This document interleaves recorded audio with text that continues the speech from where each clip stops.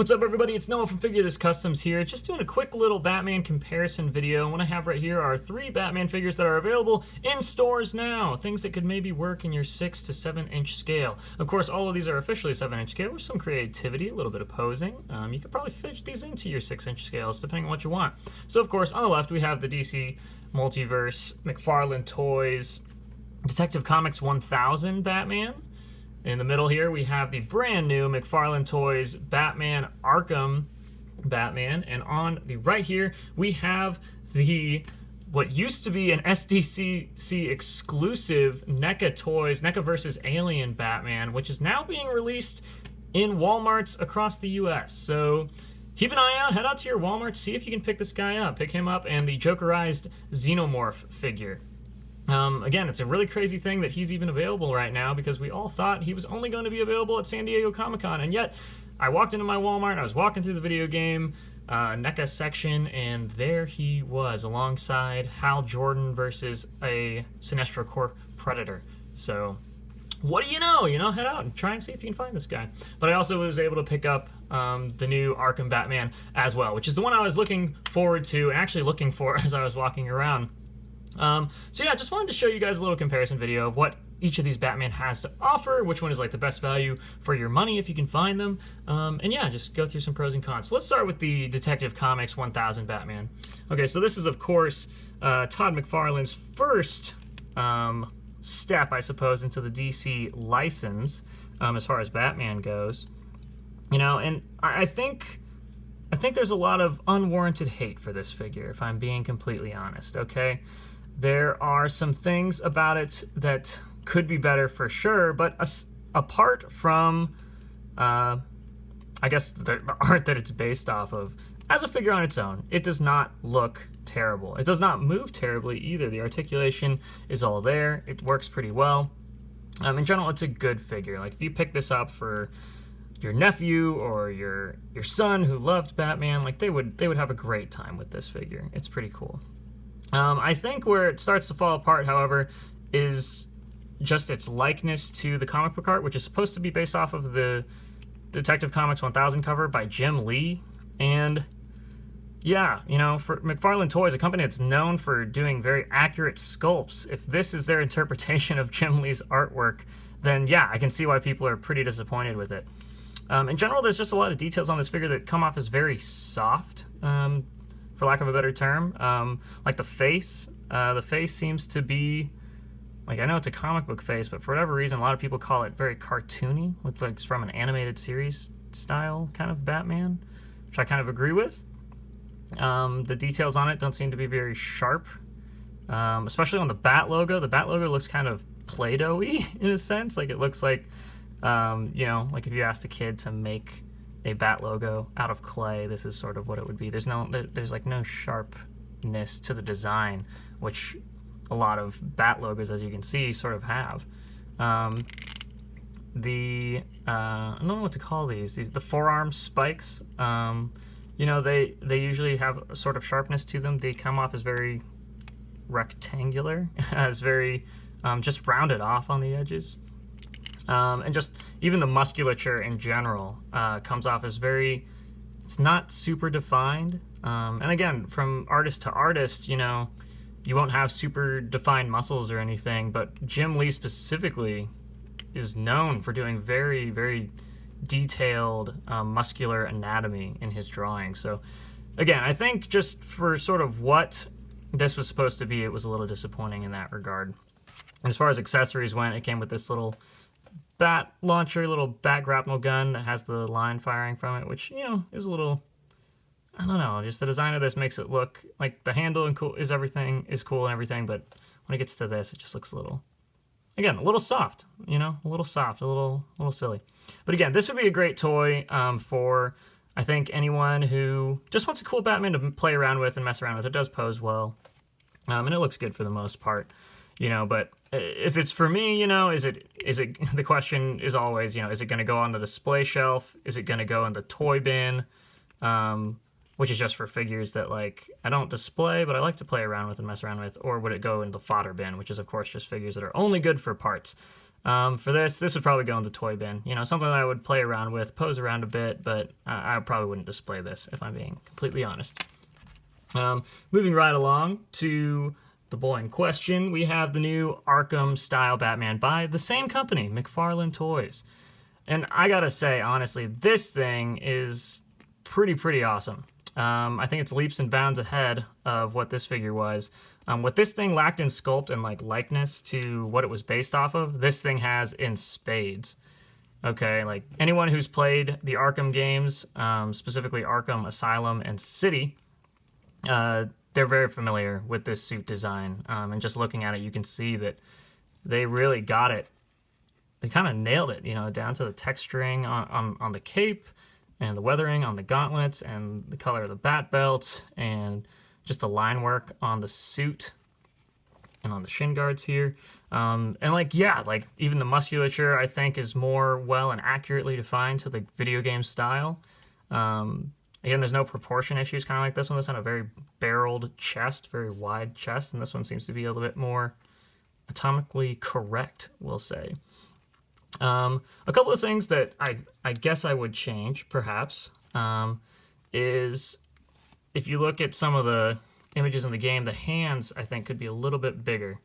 I don't think they're too bad, but honestly, if you look at some of the game images, his hands just look enormous in comparison to, they're almost like the same size as his forearms almost, just with the big knuckle gloves on and everything. So he probably could have gotten away with making those a little bit bigger. I think the gauntlets are a pretty good size. Maybe he could have made them even a little wider, because in some of the images from the game, they're almost as wide as his biceps.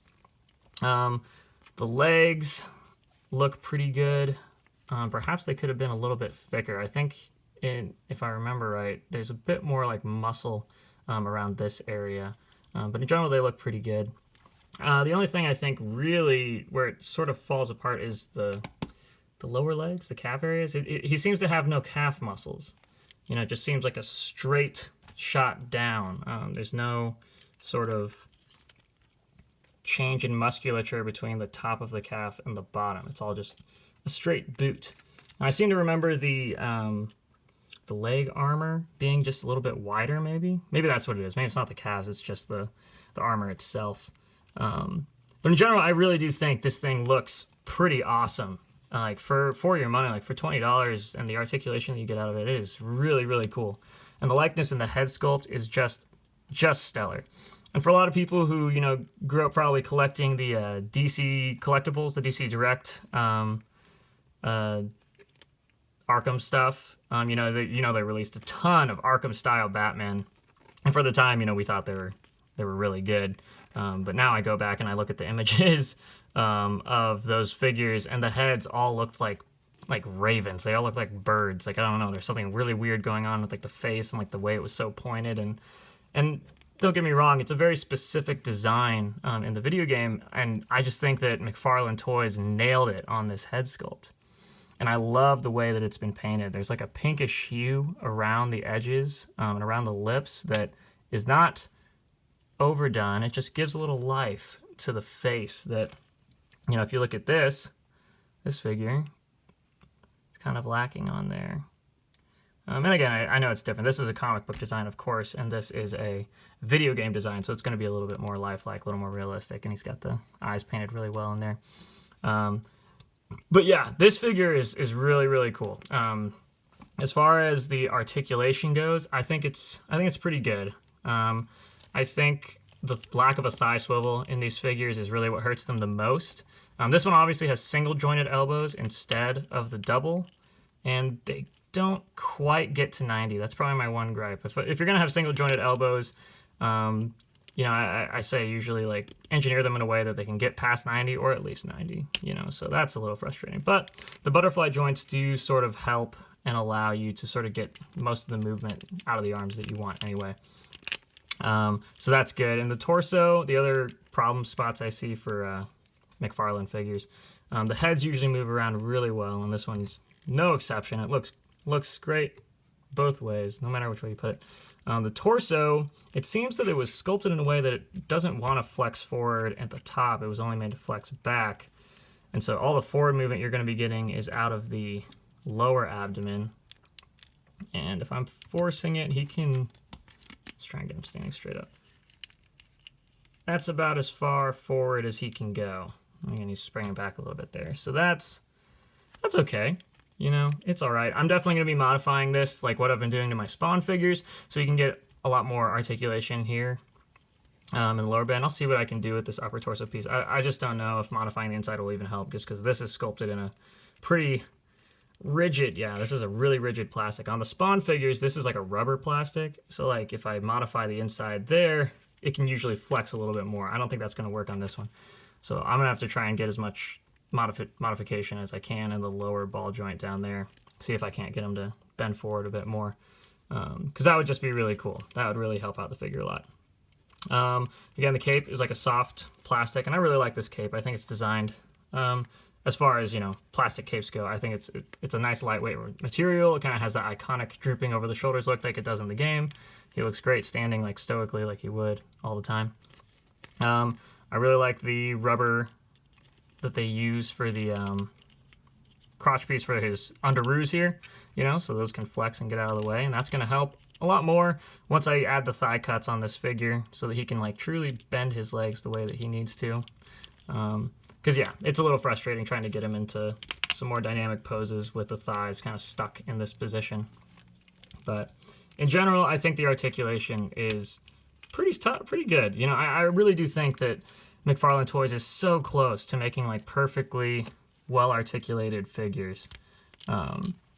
You know, they can do some pretty cool dynamic things if they just made a couple changes here and there. Like honestly, like the modification I'm doing, I'm really just taking off like a few like millimeters of plastic here and there, and it just improves them dramatically.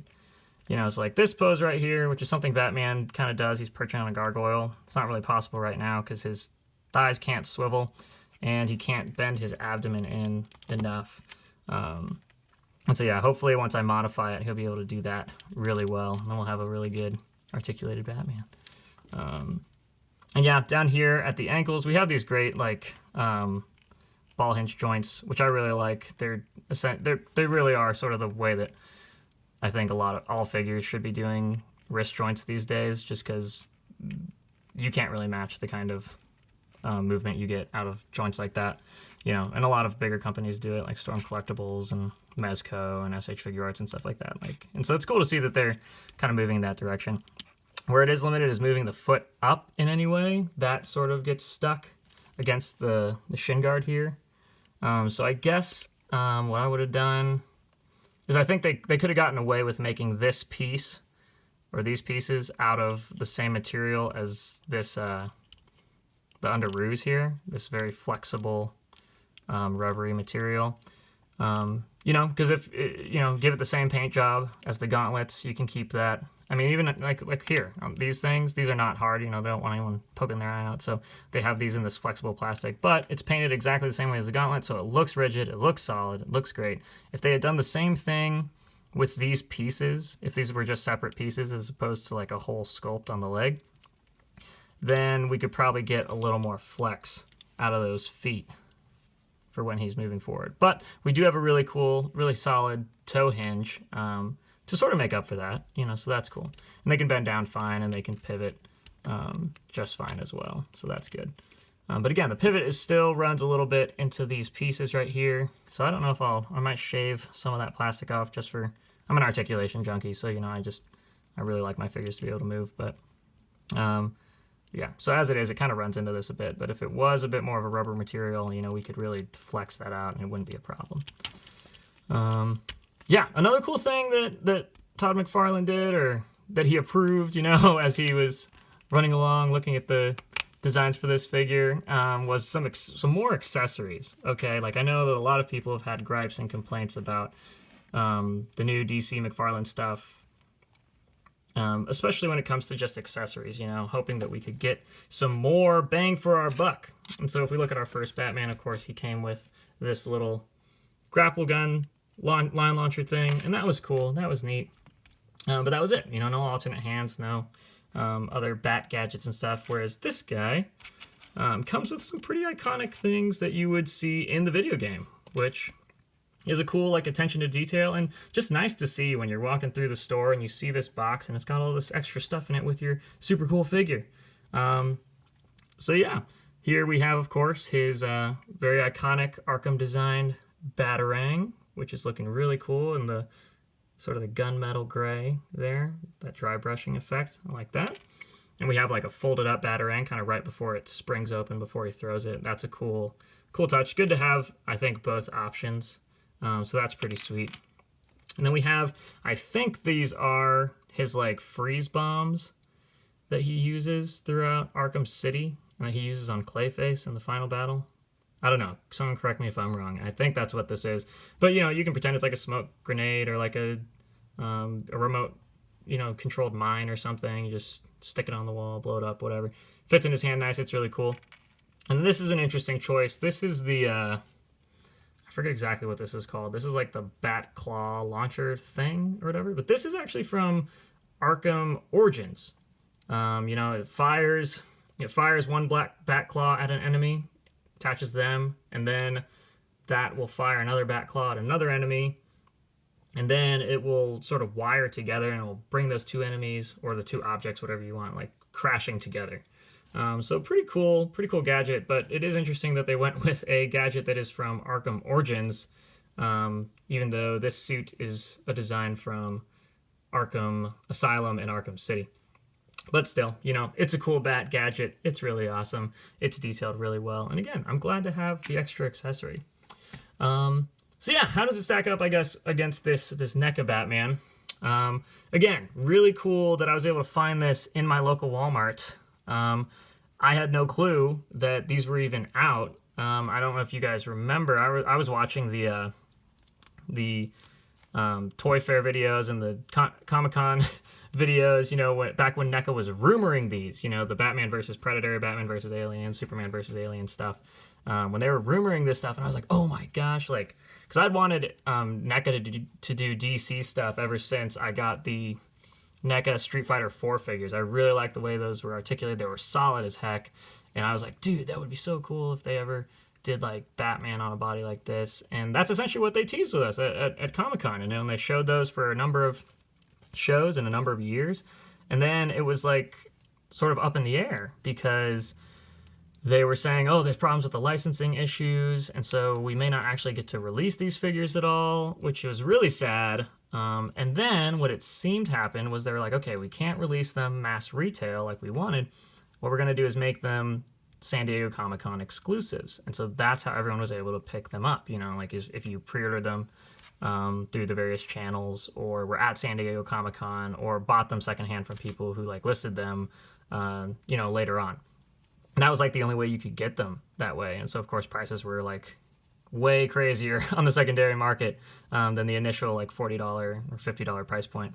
And so, yeah, walking through my Walmart today and seeing this figure, I was like, oh my gosh, they have the new McFarlane Arkham Batman. And I look down, I see all the NECA stuff, and I'm like, okay, there's the Terminator stuff they usually have. There's the Chucky stuff that's always there. And then I saw the Hal Jordan versus Predator and the Batman versus Alien. And I was like, oh my gosh, like, I can't believe it's here. Like, it's crazy. And I don't even know how this happened. Like, I don't know if it's like, if they just had more stock of these, like they made more than they needed, and they were just like, well, we can still sell these, no reason we can't, and just start shipping them out. Or if they've just, or if it was always sort of the intention to mass produce them eventually. You know, and that happens with San Diego Comic-Con exclusives, you know, or with a lot of exclusives. There's an exclusive version, and usually they make like a different version and then sell it at mass retail. But from what I understand from all the reviews I've watched and just having these figures in hand, this and the Jokerized Xenomorph, like, this is the exact same release, you know? So yeah, go to your Walmarts and see if you can find them, because they are awesome. They are super, super cool. I'd never owned any of the Alien stuff, so the Jokerized Alien was pretty cool, pretty fun to mess with. But of course, the main draw for me was Batman. I'm a Batman guy through and through. Batman's what got me into collecting in the first place, and he's what I'm going to be collecting when I die. You know, so... And to have him in all his NECA muscular, awesome glory. NECA's just such a reputable, incredible company. So it's really, really cool to see their stab at a comic book Batman. And this guy does not disappoint. What I will say, what a couple people have mentioned in their like reviews and things, is that this guy is just out of the package, super, super tight And I don't mean cool, because he is that, but I mean like the joints are frozen solid. You know, like both of my arms here were frozen at the bicep swivel. Both of the legs were frozen here at the thigh swivel, at the thigh joint. They could move out fine, but they just couldn't move forward or back or anything. And so I had to do some pretty heavy heating and modifying so that I could move it without feeling like it would break, you know. And so what I had to do was I had to boil a lot of water and like soak these arms in that for a while. And then essentially I just popped the arms off instead of just trying to wiggle them around, because it felt very rubbery, but like the joint was stuck inside. I didn't want to just twist it until it just twisted right off, you know. And so I was able to pop those off, pop them back on, and they work fine now, and that was a big relief. The legs were a whole nother issue. Man, you can see where I had to cut into there and like hack job it all back together because the legs were just frozen on the inside. So this leg sort of ports into a little cylindrical piece that is part of this piece. And so it could move just fine on the inside of that. But that piece, this cylindrical piece, is up against this crotch piece, and it was stuck because the glue was like there or something, so it couldn't move. It was stuck like that. And no matter how much I heated it or like poured hot water on it, it just would not move. So I had to cut into there, pull the whole thing out, and then I had to try and get it all back together and glue it in a way so that that wouldn't get stuck anymore. And that was a whole process, but I got it done, and now he can do everything he needs to do. Praise the Lord. That was so scary. Goodness. So yeah, buyers be warned in that sense. These guys, you know, they were rumored to have a couple QC issues, and, you know, they do. So that, you know, that can be a pro or a con. I will say, for McFarlane Toys, say what you will about their figures, I think they're incredibly solid. Like, I've never really had any problems with breakage or like worrying that they're gonna break. Like, yeah, they are solidly built, and like you can play with them and pose them sort of without fear or worry, which I think that's something people don't talk about enough. Okay, like that's something we sort of take for granted in our figures, but and don't get me wrong, every company has QC issues. Okay, like you can find it in Marvel Legends, you can find it in SH Figure Arts, companies that, you know, knock things out of the park all the time, you know, like NECA as well. They knock things out of the park all the time, but every now and then you're just going to get a figure that's like, you're scared to touch it because you don't want it to break, and that's just the worst feeling. So that's sort of what you might have with this guy. I know people had that problem with the SDCC Exclusive one and with the Superman versus Alien, like talking about heating it up before they could move it. So I had to do a lot of finagling to move this thing without breaking any of the joints, because that would have just been the worst. But all that aside, this is such an incredible Batman. Just looking at it, like the sculpt on it is so solid. Okay, like this is what I'm talking about. Like between this figure and this figure, two different companies making the same character, not based on the same artwork, of course. And yet, like, look how sharp the detail and musculature is on this figure versus this one. You know, like, again, I don't think this figure looks too bad, but this one this one looks like a superhero, you know, and this one looks like a cosplayer. You know, we'll say it that way. You know, and like, again, I don't think I would judge it as harshly if it wasn't supposed to be based off of Jim Lee's art, who is just, you know, one of the best artists in comics and who's known for sort of exaggerated, muscular, superhero-esque proportions. You know, he sort of popularized that a lot. Like, yeah, you know, I don't think this really does it as well as this does, just in all honesty. But seeing what McFarlane is doing with this figure, you know, if this is the direction that he's moving in as far as dedicated sculpts and articulation and likenesses, then I think that McFarlane's DC license has a very, very bright future. You know, and like if you watch any of his interviews, you hear him say all the time, I'm just getting started. So I'm super hyped for like a lot of the McFarlane stuff that we have coming down the road. Of course, I am first and foremost a Batman collector, so I'm always keeping my eye on the Batman stuff, you know. So these are sort of the only DC McFarlane figures that I have. Because again, I love Batman, and I'm gonna be picking up that Sean Murphy Batman stuff, because Sean Murphy is my favorite comic book artist. Love him to death. It's so cool that they're doing figures for the White Knight series that I loved. So I can't wait. Those look really good. Okay, those look really, really incredible. Very accurate sculpt and likeness to Sean Murphy's art, which is very hard to do. So yeah, very stoked for that. But back to this figure. This thing is really, really cool. It's definitely the best articulated out of these two. It's sort of just a more, I don't know, it's a more intuitive articulation scheme. You know, like, and I guess what does intuitive mean? It's like one part like DC Universe Classics, one part Marvel Legends in a sense. You know, like it sort of harkens back to those, like when NECA was like, okay, what's our comic book body going to look like? They probably looked at things like that. You know, they were like, okay, we want shoulder hinges kind of a lot like DC Universe Classics, you know, and like we want bicep swivels kind of like that too. Oh, Marvel Legends does double jointed elbows, but we definitely want double jointed elbows on ours. Hinge and wrist, that's kind of more of a Marvel Legends thing, more of a Hasbro thing. This torso joint, you know, DC Universe Classics did that. So did Hasbro with their Marvel Legends stuff. Waist swivel.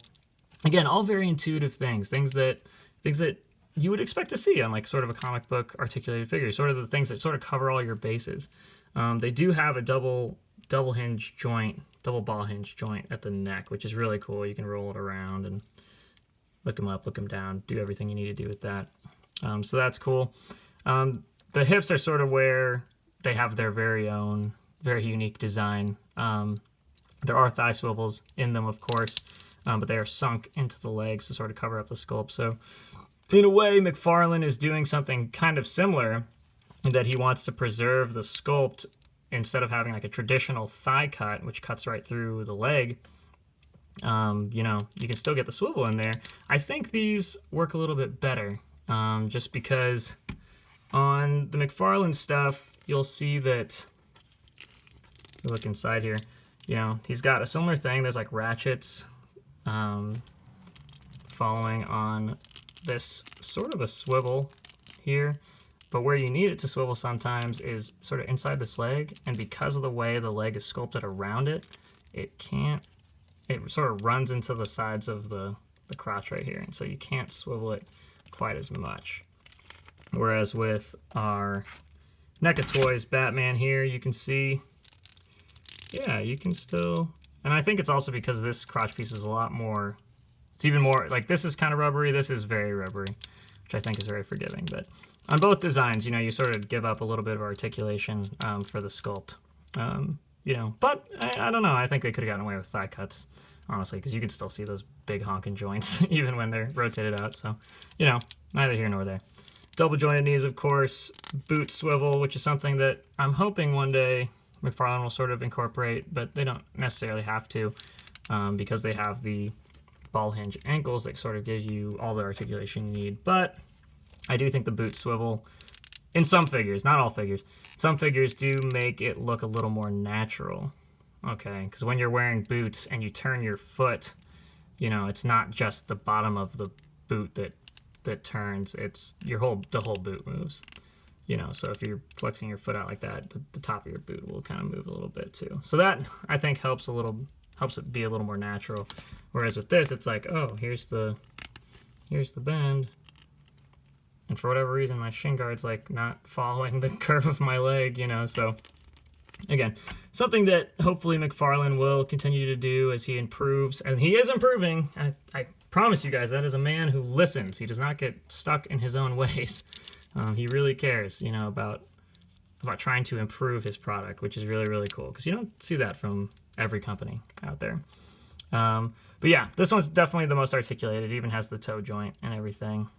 And as far as accessories go, it came pretty bare bones, you know, so hold that against it or not, but it did come with an alternate hand for holding, I guess, whatever you want. It does have a trigger finger, so if you want to take a different kind of grapple gun that you have or something, or any other sort of accessory, you could put it in that hand. And he did come with a batarang, which he does hold very nicely in this hand. Bada bing, bada boom. Check that out. Looks great. I love it.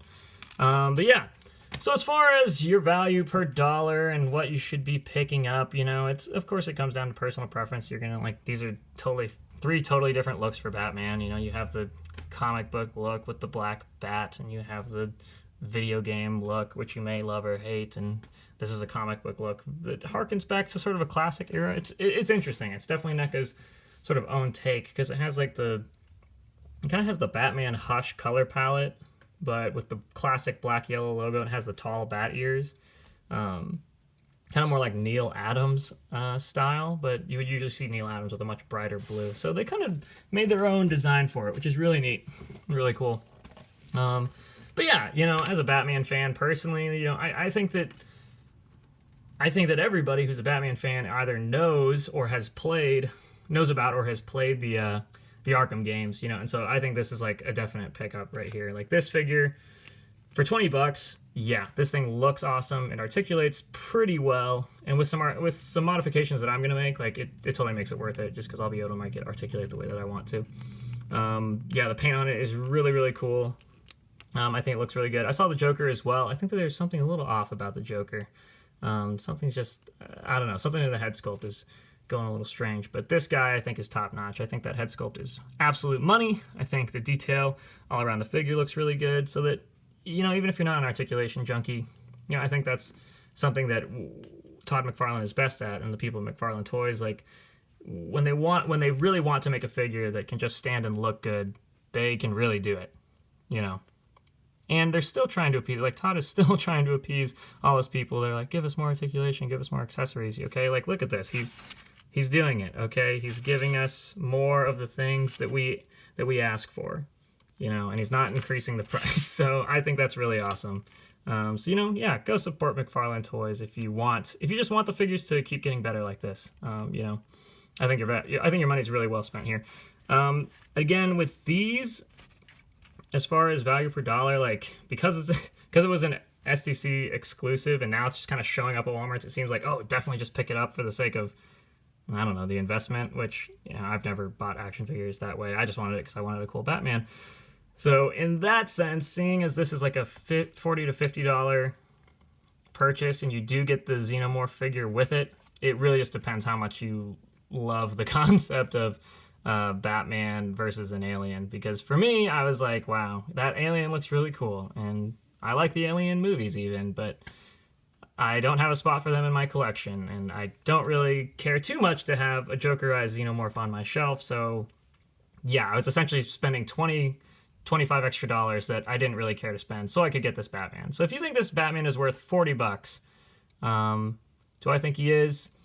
I don't know. I'm a little sour about all the stuff I had to do just to get him to articulate well, but considering that I'm probably going to be customizing this guy to be a Hush style Batman anyway, like, and just how incredibly imposing he is, and yeah, I guess how hard he is to get even now that he's being released again. I don't know how widespread these are going to be. Yeah, I think it's a definite pickup. Like I mean, yeah, I found them both today and I was like, well, I got to pick them up. So, you know, you'll have to be the judge of that. But as far as for all the figures that you could get for a 6-inch, 7-inch scale Batman or DC line, right? Like, if I had to say, you know, like, I'm not a huge fan of the DC Essentials stuff just because the joints are really loose, they're hard to pose, they look really good, I love the way they look, and I love the head sculpts on them, but I would say in general, you can avoid those. I'd say you can avoid this guy, honestly. I don't think you necessarily need him. He's not necessarily a super iconic Batman you have to have, and he's not even the best that McFarlane Toys is capable of. So yeah, if you're able to see this guy, definitely snag him. He's really, really cool, and I think also the design of Batman is pretty forgiving. I think he'll fit in most DC displays anyway, even though it is a very specific video game design. And this thing's top dollar, okay? Like, even if you're spending like the full $40, $50, like I almost spent the full like $150 or whatever it was for the secondary market prices just to get this guy. So, you know, I think he's definitely worth it. But yeah, that's a very long-winded video just to talk about Batman, which is something that's very near and dear to my heart. So, you know, head out to your stores, be safe and be healthy. Go see if you can get some Batman stuff. But thanks for listening to me rant for freaking ever about Batman toys. Appreciate the heck out of you guys. God bless you. And most importantly, go be yourselves.